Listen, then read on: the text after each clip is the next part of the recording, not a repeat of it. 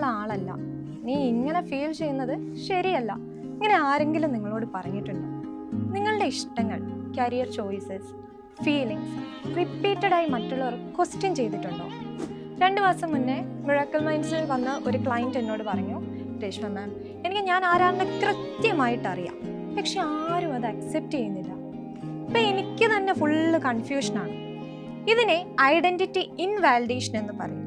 അതായത് ഒരാളുടെ feelings, values, interest, അവരുടെ ഐഡൻറ്റിറ്റി റിപ്പീറ്റഡായി റിജക്റ്റ് ചെയ്യുകയും ചെറുതാക്കി കാണുമ്പോഴോ നീ അങ്ങനെ അല്ല എന്ന് പറഞ്ഞുകൊണ്ടിരിക്കുകയോ ചെയ്യുന്നത്. ഉദാഹരണത്തിന്, ഒരാൾ ട്രാൻസ്ജെൻഡർ ആണെന്ന് ഷെയർ ചെയ്യുക നമ്മളോട്. ഇതൊരു ഫേസാണ്, നീ കൺഫ്യൂസ്ഡ് ആയതാണ്, നീ ഇങ്ങനെ അല്ല എന്ന റെസ്പോൺസസ് കേൾക്കേണ്ടി വരാമല്ലേ? ഇത്തരം എക്സ്പീരിയൻസസ് പ്രത്യേകിച്ച് റിപ്പീറ്റഡായി സംഭവിക്കുമ്പോൾ ചിലർ സ്വന്തം ഫീലിങ്സിനെ തന്നെ ഡൗട്ട് ചെയ്യാൻ തുടങ്ങും.